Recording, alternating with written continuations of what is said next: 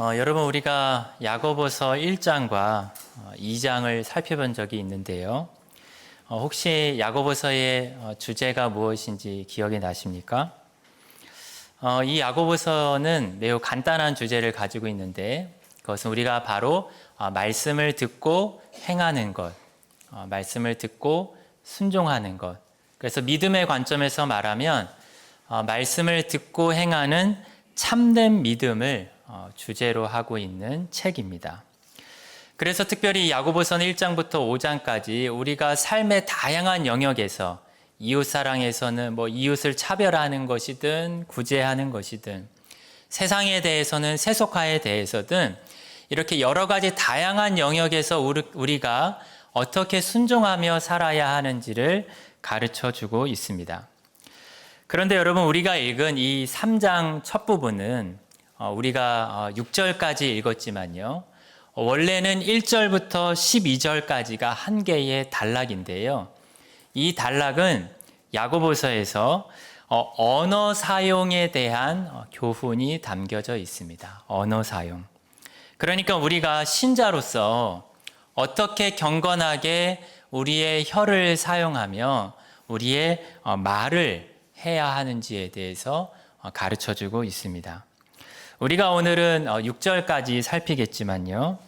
먼저 간단하게 1절부터 12절까지가 한 단락이기 때문에 그 구조를 살펴보면 도움이 되겠습니다. 여러분 이 1절부터 12절은 크게 두 단락으로 이루어져 있습니다. 이 첫 번째 부분이 1절부터 2절까지이고요. 그리고 두 번째 부분, 두 번째 단락이 3절부터 12절까지입니다. 그런데 이 1절부터 2절의 첫 번째 단락에 이 단락에 대한 핵심 내용이 담겨져 있습니다. 특히 2절에 담겨져 있습니다. 우리 한번 2절을 한번 같이 읽어보도록 하겠습니다. 시작. 실수가 많으니 만일 말에 실수가 없는 자라면 곧 온전한 사람이라 능히 온 몸도 굴레 씌우리라. 첫 부분에 뭐라고 말하죠? 우리가 말에 실수가 많다. 우리가 내가 아니라 당신이 아니라 우리가 말에 실수가 많다라고 시작합니다. 그런데 여러분 성경은 우리가 말에 실수가 많아. 맞아. 참 나는 말에 실수가 많아 라는 것을 인정하는 것 그 자체에 이 단락에 목적이 있지 않습니다. 도리어 사도는 우리의 실수 많음을 인정하게 한 후에 후반부에서 목표를 제시합니다. 후반부에 어떻게 되어 있죠? 2절 후반부에 만일 말에 실수가 없는 자라면 곧 온전한 사람이다. 그러니까 우리에게 목표를 제시하는 것은 말에 실수가 없는 믿음이 온전하고 성숙한 사람을 목표로 제시하고 있습니다. 물론 여러분 여기서 이 말의 실수는 내가 오늘 또 말 실수했다. 그런 의미의 내가 하지 말아야 될 말을 했다라는 의미의 말 실수가 아니고요. 성경이 금하고 있고 하나님께서 기뻐하시지 않는 말들을 말합니다. 예를 들어서 거짓말하고 저주하고 미워하고 비방하고 판단하고 거짓 맹세하고 원망하고 불평하는 이런 하나님의 뜻을 거스르는 것을 말의 실수라고 말합니다. 근데 이런 말의 실수가 없는 온전한 사람을 목표로 제시하고 있습니다. 특히 여러분 이 2절 끝부분에 보시면 뭐라고 되어 있죠? 이 말의 실수가 없는 자, 곧 온전한 사람이 능히 온 몸도 굴레 씌운다라고 말합니다. 이 의미가 무엇일까요? 말의 실수가 없는 사람은 자신의 입만, 자신의 혀만 잘 제어하는 사람이 아니라 마치 온 몸을 굴레 씌우듯이 자신의 전반적인 부분에 있어서 성숙해진 사람이다. 그러니까 말만 잘하는 사람은 말만 잘하는 사람이 아니라는 것입니다. 그런데 여러분 어떻게 이 신체에서 혀는 매우 작은 부분이고 매우 작은 지체인데 이 말 하나 잘한다고 해서 어떻게 자신의 전 인격과 자신의 전 몸을 잘 제어하는 그런 온전한 사람이라고 말을 할 수 있을까요? 우리의 언어 사용이, 우리의 혀 사용이 그렇게 우리의 성숙과 온전함에 있어서 중요한 부분일까요? 여러분은 동의가 되십니까? 이것을 정반대로 말하면 내가 예수님을 믿은 이후에 신앙을 가졌는데 다른 부분에 있어서는 다 잘하는데 나의 언어 생활에 변화가 없다면 그것은 아직 온전하지 못하다는 의미도 담겨져 있습니다. 그런데 여러분, 이 두 번째 단락 3절부터 12절까지는 이 혀의 5가지 특성을 말하고 있는데요. 우리가 이 5가지 특성을 보게 되면 그렇구나. 말에 실수가 없는 사람은 온전한 사람이라고 말할 수밖에 없구나라는 것을 동의하게 됩니다. 이 5가지 특성을 간단히 살펴보면요. 첫 번째 특성은 3절부터 5절 초반 부분인데요. 우리 한번 3절부터 같이 한번 읽어보겠습니다. 시작. 우리가 말들의 입에 그 온몸을 제어하는 것이라. 또 배를 보라. 그렇게 크고 강풍에 밀려가는 것들을 지극히 작은 키로서 사공의 뜻대로 운행하나니 이와 같이 혀도 작은 지체로 돼 큰 것을 자랑하도다. 네, 여기까지입니다. 이것은 무슨 특성일까요? 혀는 작지만 이 짐승 말의 입에 물린 작은 재갈처럼 작고 또 배를 운행하는 키처럼 작지만 하지만 그것들처럼 매우 큰 영향력과 효과를 발휘한다는 것입니다. 그러니까 첫 번째 특성은 혀의 효과성, 혀의 영향력이라고 말할 수 있습니다. 두 번째는 5절 중반부터 6절까지인데요. 제가 읽겠습니다. 5절 중반부터입니다. 보라, 얼마나 작은 불이 얼마나 많은 나무를 태우는가. 혀는 곧 불이요 불의의 세계라. 혀는 우리 지체 중에서 온 몸을 더럽히고 삶의 수레바퀴를 불사르나니 그 사르는 것이 지옥불에서 나느니라. 이것은 혀가 불과 같은 특성이 있어서 모든 산을 태우는 파괴성을 말합니다. 그러니까 혀의 두 번째 특성은 혀의 부정적인 특성인데 파괴성입니다. 세 번째 특성은 무엇일까요? 7절과 8절입니다. 우리 7절, 8절 같이 한번 읽어보겠습니다. 시작. 여러 종류의 짐승과 새며 벌레와 바다의 생물은 다 사람이 길들일 수 있고 길들여 왔거니와 혀는 능히 길들일 사람이 없나니 쉬지 아니하는 악이요 죽이는 독이 가득한 거리라. 여러분, 이 부분은 무엇을 말할까요? 세상에 있는 짐승들은 대부분 다 길들여지지만 혀는 길들여지지 않는다라는 것을 말합니다. 이것을 속성으로 말한다면 어떻게 말할 수 있을까요? 혀는 길들여지지 않는 저항성이 있다, 거역성이 있다, 반역성이 있다라는 의미의 세 번째 특성입니다. 그러니까 혀의 어떤 저항성, 거역성이라고 말할 수 있습니다. 그리고 네 번째는 9절부터 11절까지인데요. 우리 9절부터 11절까지 한번 같이 읽겠습니다. 시작.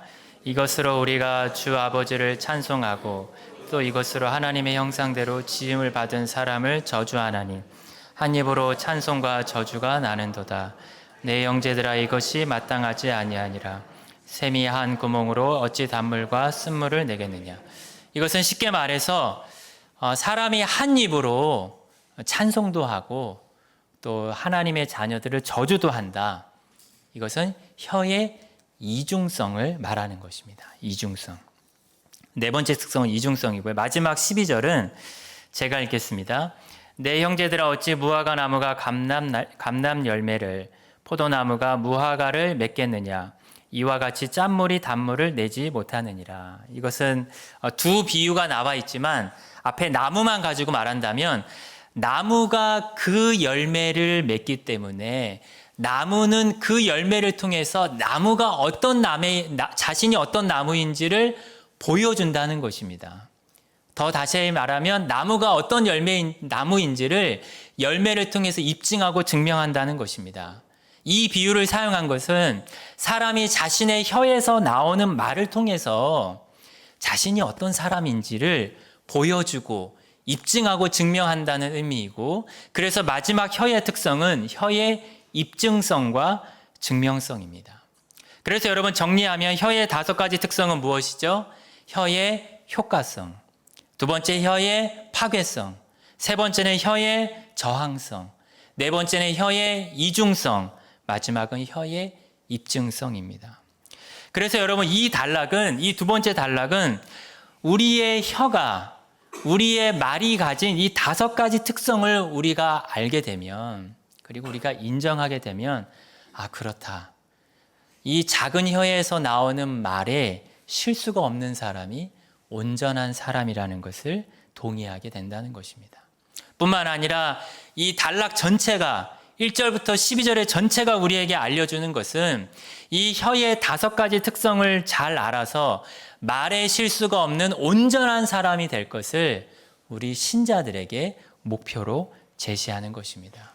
우리가 오늘은 이 5가지 특성 중에 3절부터 6절까지 기록되어 있는 2가지 혀의 특성을 살펴보도록 하겠습니다. 그럼 먼저 첫 번째 특성을 살필 텐데요. 혀의 영향력, 효과성입니다. 우리 한번 3절을 다시 한번 읽어보도록 하겠습니다. 3절입니다. 시작. 그 온몸을 제어하는 것이라. 여러분, 성경은 이 혀의 효과성을 설명하기 위해서 3절과 4절에서 각각 한 가지 비유씩 총 2가지 비유를 말하고 있습니다. 먼저 3절은 우리의 입술의 말이 아니라 짐승 말의 비유를 말합니다. 우리가 말들의 입에 재갈을 물리는 것은, 여러분, 이 재갈이 무엇이죠? 이 재갈은 이 말의 입에 이 물리는 도구인데요. 이 말의 이 어떤 모습을 생각해 보시면 말의 입에 재갈을 물리고 그 재갈과 연결해서 줄을 달면 그 줄을 뭐라 그러죠? 이 곶비라 그러죠. 그래서 사람은 말의 입에 재갈을 물리고 그 곶비를 통해서 사람은 자기의 몸보다 더 큰 그 말을 제어하게 됩니다. 여러분, 사람은 이 야생마에다가 이 작은 재갈인데 그 작은 재갈을 물리기만 하면 그 말을 통해서 매우 큰 유익을 얻을 수 있습니다. 그래서 사람은 그 말을 타고 매우 먼 거리를 이동할 수 있고 그 말들을 이어서 마차도 만들 수 있고 그래서 무거운 짐도 옮길 수 있습니다. 심지어 그 말은 자기가 적당하게 잘 훈련만 시키면은 말과 함께 중세시대까지는 그 전쟁터에 나아가서 싸우기도 했습니다. 특히 여러분, 이 사람은 작은 재갈과 연결된 그 곶비줄을 사용해서 자신이 원하는 것을 할 수 있습니다. 예를 들어서 곶비를 2줄을 양손으로 다 잡아당기면 이 말을 멈추게 할 수 있고요. 또 곶비를 내려치면서 자신의 오른발로 말을 자극하게 되면 말을 달리게 할 수 있습니다. 그래서 본문의 말씀대로 말의 입에 물린 재갈은 매우 작지만 말을 원하는 대로 제어하게 됩니다. 그러니까 3절이 말하는 것은 이 재갈은 작지만 영향력이 크다라는 것입니다. 이어서 4절에 배의 비유가 나오는데 이것도 원리가 동일합니다. 우리 4절을 한번 같이 읽어보겠습니다. 시작. 또 배를 보라. 그렇게 크고 광풍에 밀려가는 것들을 지극히 작은 키로서 사공의 뜻대로 운행하나니. 여러분, 만약에 사람에게 배가 없다. 그럼 어떻게 할까요? 사람은 물을 건너갈 때 수영을 해야 하고 또 물을 건너서 짐을 옮기려고 할 때도 불편하게 수영을 해야 합니다. 저희가 잘 아는 박태환 선수가 열심히 훈련을 할 때 하루에 14km를 이렇게 수영을 했다고 합니다. 그렇게 수영을 잘하는 사람도 하루에 14km를 이동할 수 있고 짐을 같이 가지고 이동한다면 많은 거리를 이동할 수 없을 것입니다. 그런데 여러분, 이 배를 이용하게 되면 하루에 몇백 킬로미터 아니면 뭐 쾌속정이면 몇천 킬로미터를 이 바다도 가로질러서 이동할 수 있고 파도도 헤쳐나갈 수 있고 광풍을 만나도 그 바다를 이동할 수 있습니다. 현재 세계에서 가장 큰 배의 길이가 458m라고 합니다. 여기 제가 서 있는 곳에서 저 예배당 뒤편까지 한 15m 될까요? 한 20배 정도 되는 길이의 배고 폭은 68m. 그 배의 무게는 56톤이 아니라 56만 톤이라고 합니다. 그런데 여러분, 이렇게 큰 배가 무엇에 의해서 운행되고 제어될까요? 바로 4절에 나오듯이 지극히 작은 키. 그러니까 그 큰 배가 있어도 그 큰 배에는 그 항해사가 타고 있는 작은 조타실이 있고 또 작은 조타실 안에는 매우 작은 키가 있는데 그 작은 키에 의해서 운행되고 제어된다는 것입니다.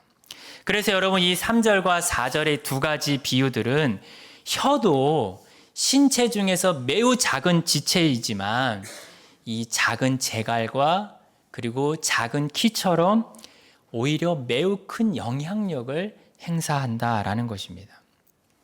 그래서 여러분 5절 처음에 보면 뭐라고 돼 있죠? 이와 같이 혀도 작은 지체로 돼 큰 것을 자랑하는도다. 혀는 작지만 큰 것을 자랑한다.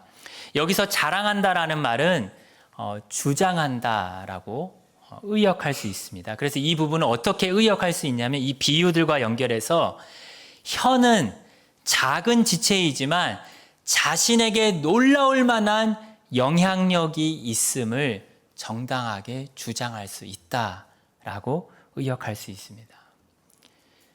우리나라 속담에도 말 한마디로 천냥빚을 갚는다라고 이 말의 영향력에 대한 속담이 있습니다. 그리고 성경에 보면 잠언의 18장 21절에 죽고 사는 것이 혀의 힘에 달렸다라고 가르쳐 줍니다. 여러분 우리는 때로는 TV를 통해서 아니면 어떤 강연에 참석해서 한 명의 유명한 강연자나 아니면 한 명의 정치 지도자의 강의나 연설을 통해서 거기에 있는 수많은 사람들이 감화를 받고 마음의 변화를 일으키는 것을 볼 수 있습니다. 이 작은 혀에서 나오는 말에 의해서 사람들이 움직이고 변화되고 사람들이 영향을 받는 것입니다. 특히 여러분 요즘 시대는 미디어가 발달해서 이 말이 퍼지는 속도가 매우 무섭습니다. 요즘엔 인터넷이나 페이스북이나 인스타그램 같은 곳에 자신의 말 한마디, 그것도 자신의 게시글이 아니라 다른 사람의 게시글에 댓글을 달아도 그 댓글 하나가 어떤 기사화가 되면 그 말 한마디의 영향력은 도저히 표현할 수가 없습니다. 그래서 여러분 말은 그냥 말했어 라고 끝낼 수 있는 것이 아니라 말은 엄청난 영향력이 있습니다. 그래서 성경은 이 엄청난 영향력 때문에 말의 실수가 없는 자가 온전한 사람이다라고 가르쳐 주는 것입니다. 그런데 여러분 이 혀의 영향력 자체가 중요한 것이 아닙니다. 혀가 가진 효과 자체가 중요한 것이 아닙니다. 사실 혀의 영향력은 긍정적일 수도 있고 부정적일 수도 있습니다. 그러니까 예를 들어서 이 말을 타는데 그 말의 고삐를 누가 잡는가? 배를 운행하는데 그 작은 키를 누가 운행하느냐에 따라서 그 영향력은 달라지게 되어 있습니다. 그런데 여러분 오늘 야고보서에서 성경은 작은 혀에 긍정적인 영향력이 아니라 부정적인 영향력을 부각시킵니다. 그리고 이 부정적인 영향력은 우리가 두 번째로 살필 혀의 두 번째 특성, 혀의 파괴성과 연결됩니다. 우리 두 번째 특성 5절 끝부분, 5절 후반부를 제가 읽어드리면요. 5절 후반부에 뭐라고 되어 있죠?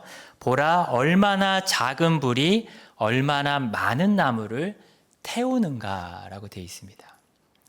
여러분 우리가 흔히 뉴스에서 이 작은 불씨 하나가 이 축구장 몇 배의 면적을 태웠습니다라는 이런 뉴스 기사를 듣게 됩니다.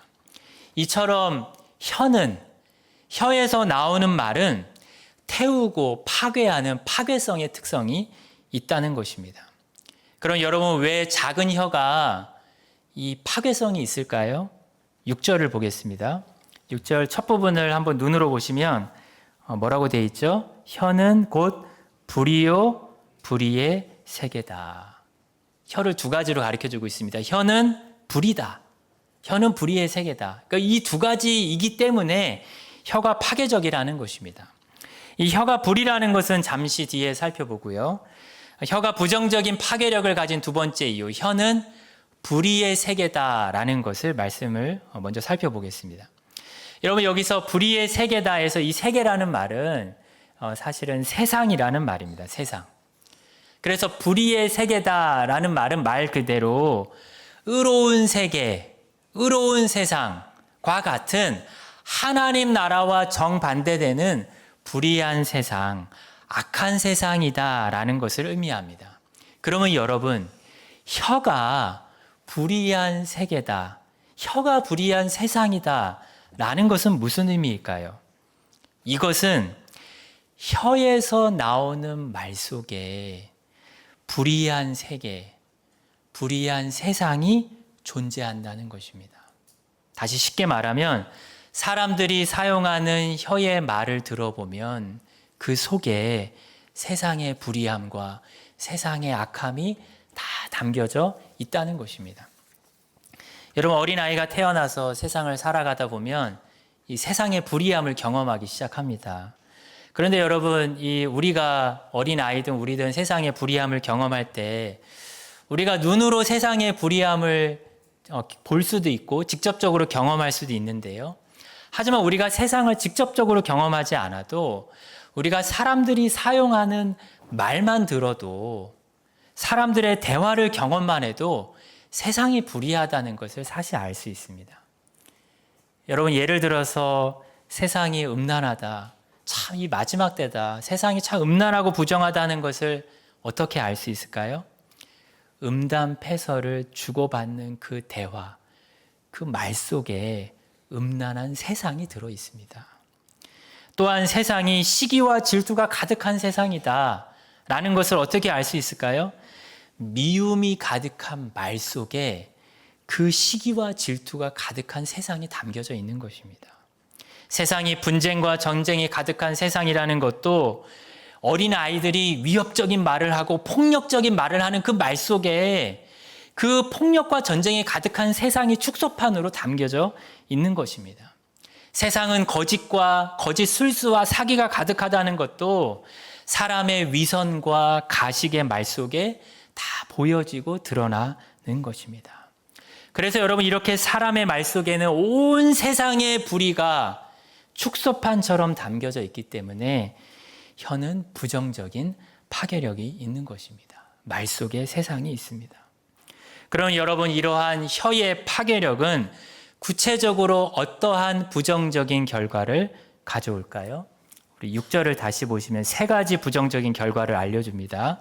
우리 6절을 다시 한번 읽어보도록 하겠습니다. 시작.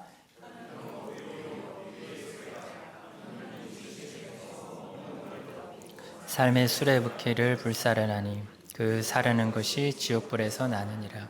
혀는 불의의 세계다라고 말하고 세 가지를 말합니다. 첫 번째, 우리 지체 중에서 온 몸을 더럽힌다라는 것이 첫 번째입니다.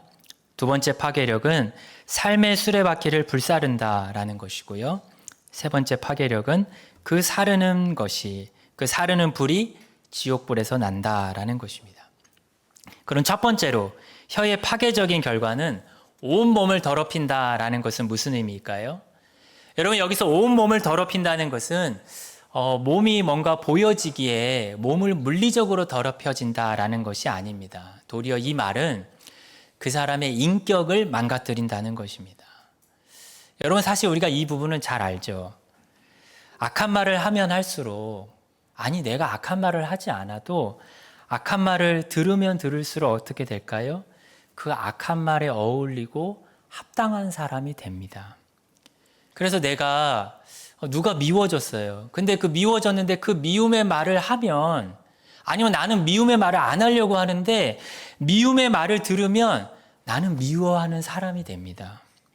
분노하는 말을 자주 하면, 또 들으면 분노하는 것이 익숙하고 혈기가 가득한 사람이 되는 것입니다.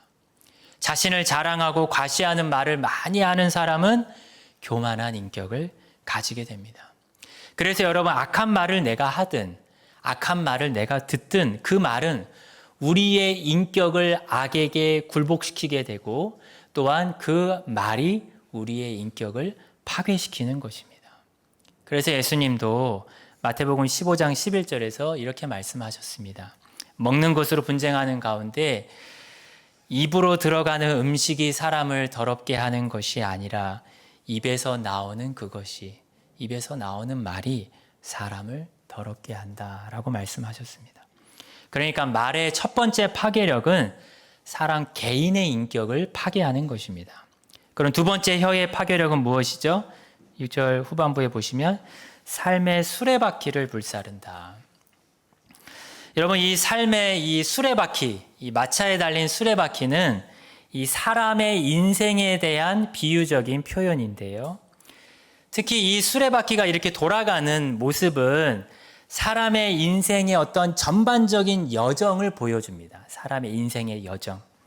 그래서 이 수레바퀴가 이 돌아가서 올라가고 내려가는 이 모습은 이 사람이 때로는 살아가면서 부해지고, 때로는 내려가면서 가난해지고, 때로는 사람이 높아지고, 때로는 낮아지고, 때로는 사람이 존귀해지고, 때로는 비천해지는, 때로는 사람이 좋은 일을 겪고, 때로는 나쁜 일을 겪게 되는 이 수레바퀴는 우리의 인생의 모든 기간, 우리의 전생의 기간을 보여주는 것입니다.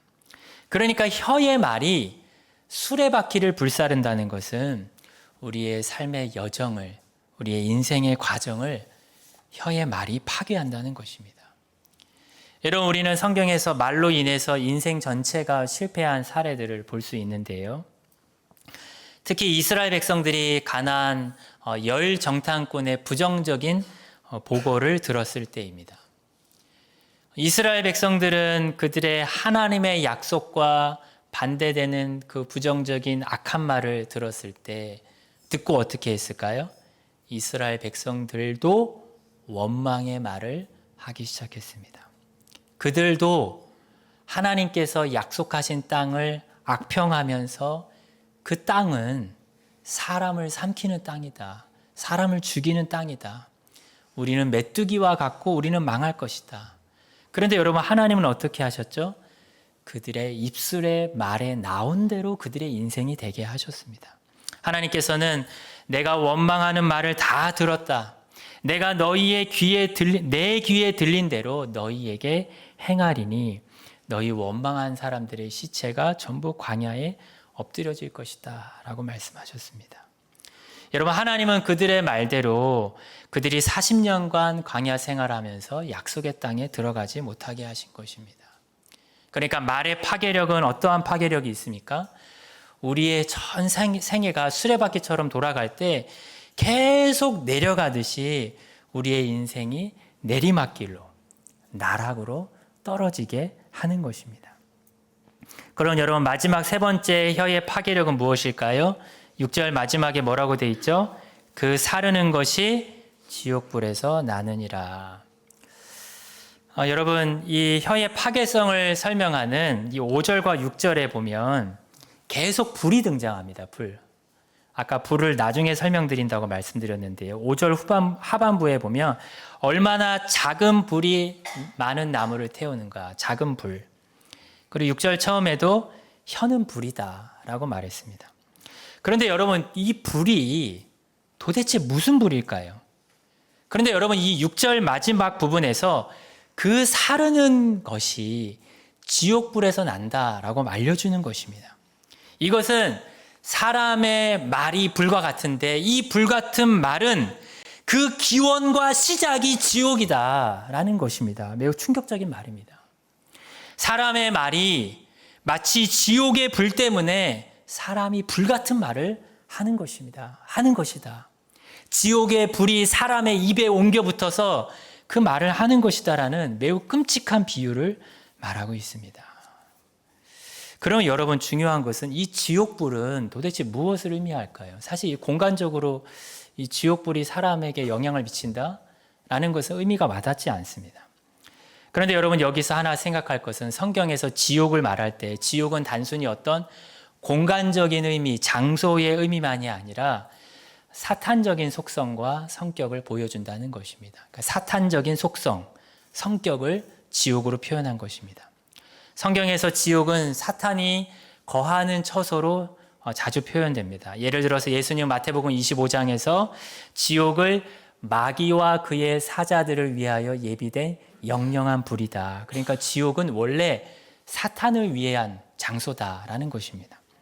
그리고 예수님은 마태복음 23장에서 바리새인들을 책망하시면서 지옥이 사탄만을 위한 장소가 아니라 사탄의 영향을 받아서 사단의 자녀들, 사단의 뱀들과 독사의 새끼들이 갈 곳이다. 그러니까 이 지옥의 불이라는 것은, 불같은 말은 사단적인 성격을 가졌다는 것입니다. 그러니까 말을 하는데 이 마지막 파괴적인 말은 사단적인 말을 하게 된다는 것입니다. 마치 사탄이 나의 입에 말을 넣어준 것처럼 사단과 하나가 된 듯한 말을 하게 된다. 이것은 매우 심각한 영적인 파괴적인 결과입니다. 예를 들어서 여러분, 예수님께서 자신이 처음으로 십자가 지신다고 말씀하셨을 때 베드로는 자신의 입으로 신앙 고백을 한 이후에 자신의 입으로 예수님을 강하게 반대했습니다. 이 성경의 단어에 보면 예수님을 강하게 항변했다라는 의미인데요. 그런데 그때 예수님은 베드로에게 뭐라고 말씀하셨죠? 사탄아 물러가라 말씀하셨습니다. 왜 그러셨을까요? 베드로가 사탄이라는 것이 아니라 베드로의 부정적인 말, 예수님께서 십자가를 지셔야 할 그 하나님의 뜻과 반대되는 그 말이 사탄이 베드로의 생각의 역사에서 그 말을 하게 했다라는 것을 아셨기 때문입니다. 그래서 여러분, 말의 파괴력은, 가장 심각한 파괴력은 사단적인 말을 하게 되는 것이고, 그리고 사단적인 말을 하기 때문에 이러한 파괴적인 결과를 가져오는 것입니다. 그런데 여러분, 더 중요한 것은 그 사르는 것이 지옥불에서 난다라는 표현은요, 굳이 이렇게 사실 표현할 필요가 없습니다. 근데 이렇게 표현하는 것은 사람이 사단으로부터 부정적인 영향을 받는데 계속 받아서 계속 악한 말을 하고 계속 사단적인 말을 하게 되면 그 사람도 지옥불에 살라지게 된다라는 경고를 담고 있습니다. 그 사람이 자신이 내뱉었던 그 불의 시작지, 그 근원지인 사단적인 처소인 지옥에 가서 심판을 받는다는 것입니다. 그래서 여러분, 본문은 간접적으로 지옥의 불의 심판을 받을 것을 암시적으로 경고하는 것입니다. 사실 성경에 보면 말로 인한 심판과 이 하나님의 진노를 말씀합니다. 그 중에 대표적인 한 구절이 유다서 15절인데요. 제가 읽어드리면, 이는 무사람을 심판하사 모든 경건하지 않은 자가 경건하지 않게 행한 모든 경건하지 않은 일과 행위와 또 경건하지 않은 죄인들이 주를 거슬러 한 모든 완악한 말로 말미암아 그들을 정죄하실 것이다 라고 말합니다. 우리가 불의하게 내뱉듯이 한 말, 정욕을 참지 못하고 한 말, 완고하게 마음을 품고 한 말, 하나님이 가증히 여기시는 말들을 할 때 하나님은 그 말에 대해서 공의로운 심판을 하신다는 것입니다. 그래서 여러분, 혀의 파괴성을 정리하면 혀는 내 인격을 더럽히고, 두 번째로 내 삶의 수레바퀴, 내 인생 여정을 불사르고, 뿐만 아니라 지옥의 불과 같은 사탄적인 말을 하게 하고, 또한 그것으로부터 회개하지 않고 지속적인 사탄의 말을 하게 되면 지옥의 불에 고통을 당하게 된다는 비참한 결과입니다. 혀의 파괴적인 특성은 매우 심각합니다. 이러한 파괴적인 특성이 있기 때문에 말에 실수가 없는 사람이 온전한 사람이라는 것입니다. 여러분, 말씀을 마무리하려고 합니다. 우리가 이 혀의 부정적인 특성을 보았는데요. 사실 이것을 보면은 참 마음이 흔쾌하지 않고 참 마음에 많은 부담이 됩니다. 그런데 여러분, 사실 이 본문을 우리가 우리에게 적용할 때 조심할 것이 있습니다. 여러분, 본문에서 먼저 혀는 불의의 세계다라고 했는데, 사실 이 혀는 불의의 세계다, 불의한 세계다라는 말. 그래서 이 말을 통해서 불의한 세계가 보인다라는 것은 원론적으로 말하면 우리 신자에게 해당되는 말은 아닙니다. 왜 그럴까요? 우리 신자들은 놀라운 하나님의 은혜로 예수님을 믿음으로 의로운 신자들이 되었기 때문입니다. 우리의 정체성 자체가 의인이기 때문입니다. 그래서 사실 여러분, 우리 거듭나서 변화된 우리 신자들에게는 혀는 불의의 세계다라는 말이 아니라 신자들의 혀는 의로운 세계다라는 말이 더 맞습니다. 나의 입술의 말은 의로운 세계다. 그래서 여러분, 우리 신자들의 말은, 입술의 말은 우리의 말을 통해서 하나님 나라, 의로운 세상을 보여주고 의로움과 거룩함을 나타내야 합니다. 사실 여러분, 우리가 예수님을 믿으면 가장 먼저 입술에 말이 바뀌게 되죠. 복음을 듣고 복음을 들으면 마음으로 믿어서 입으로 예수님을 주라 구원자로 시인하면서 우리의 입술이 바뀌게 됩니다. 우리가 새로운 피조물이 된 것을 우리의 입술의 말로 증명하는 것이죠. 그리고 여러분, 이 신자들의 말이, 우리가 불을 살펴봤는데 이 신자들의 말도 부정적인 불, 그 사르는 것이 지옥불에서 나오는 그 불도 사실은 아닙니다. 도리어 우리의 말은 어떤 불일까요? 오순절에 불과 같이 임했던 성령님, 불같은 성령님에 의해서 그 인도함 받아서 하는 말, 불같은 성령에 의해서 통제되고 불같은 성령님에 의해서 하게 되는 말이 우리의 말입니다. 마치 사도행전에서 이 사도들이 오순절 성령을 받기 전에 다 두려워서 숨어 있었는데 불같은 성령을 받고 어떻게 하죠? 베드로가 담대하게 자기의 입을 열어서 자기의 혀를 사용해서 하나님 나라를 증언하고 참된 말을 했던 것처럼 말입니다. 그래서 여러분, 우리의 입술에서는 하나님 나라의 속성을 보여주는 거룩한 말들, 감사의 말들, 기쁨과 사랑의 말들이 있어야 하는 것입니다. 물론 여러분, 우리가 신자가 된 이후에 참 말의 습관이 바뀌는 것이 쉽지 않다라는 생각을 하게 됩니다. 우리가 존재적으로, 원론적으로는 우리가 의로운 신자가 되었지만 여전히 우리 속에 죄성이 남아있고, 그 죄성이 남아있다는 것은 또 다른 말로 무슨 말일까요? 우리 속에 불의의 세계가 남겨져 있고, 우리 속에 불이, 그 지옥불 같은 불이 우리 속에 남겨져 있다라고 말해도 무방합니다. 여러분, 누가 예수님 믿고 나서 단번에 이러한 말의 실수로부터 자유로워질 수 있을까요? 그것은 불가능할 것입니다. 특히 저는 이 야고보서 3장 설교를 준비하면서 참 사실 개인적으로는 야고보서 3장을 설교하기가 참 부담스럽습니다. 1절에 보면 어떻게 돼 있죠? 너희는 선생이 되지 말라. 말의 실수가, 말을 많이 하는 선생들은 큰 심판을 받는다. 이것은 교회 안에서 말을 많이 하는 목회자들, 아니면 교회 안에 신앙생활을 오래 해서 남을 가르치는 사람들에게 언어를 사용하는 것에 엄중한 책임을 물으시는 것입니다. 그래서 개인적으로는 참 이 말 사용에 대한 설교를 하는 것이 참 부담이 되었습니다. 그런데 여러분, 이 단락이 이러한 선생들에 대한 경고로 시작하는 것은 이 단락 전체가 선생들에게만 하는 것이 아니라 모든 사람들이 이러한 혀의 부정적인 모습들을 알고 특성들을 알아서 참으로 하나님을 두려워하고 겸비한 마음을 가지게 하는 것입니다. 여러분, 우리는 오늘 본문을 대하면서 하나님 앞에, 사람 앞이 아니라 이런 마음을 가져야 할 것입니다. 하나님, 저의 말 속에 이런 부정적인 부분이 있다면 이런 부분이 절제되고 줄어들게 하여 주옵소서.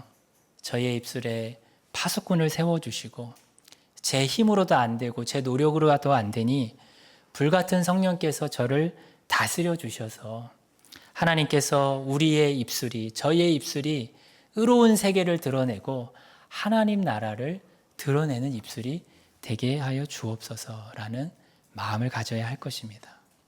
이렇게 우리가 하나님을 향해 경외하며 겸비한 마음을 가질 때 하나님께서 어떻게 하실까요? 내가 내 입술을 바꾸는 것이 아니라, 물론 우리의 노력이 필요하겠지만 하나님께서 불같은 성령과 거룩한 말씀을 통해서 오늘 본문 2절이 우리에게 제시했던 목표대로 말의 실수가 줄어드는 온전한 사람으로 우리를 빚어가실 것입니다. 이러한 은혜가 우리 모두에게 있기를 주님의 이름으로 축원합니다. 사랑의 하나님, 우리의 입술에 영향력을 주셔서 그 영향력이 의로운 세계, 하나님 나라를 증언하고 하나님의 나라의 그 영광스러움을 드러낼 수 있게 하신 이 놀라운 특권을, 이 복음을, 이 은혜를 감사합니다. 하나님의 은혜를 대할 때마다, 또한 우리 속에 있는 이 혀의 부정적인 특성을 대할 때마다 우리에게 두려운 마음을 주시고 겸손한 마음을 주셔서 우리 속에 있는 불의함이 줄어들고 하나님이 원하시는 의로움이 열매 맺게 하여 주옵소서. 예수님의 이름으로 기도합니다. 아멘.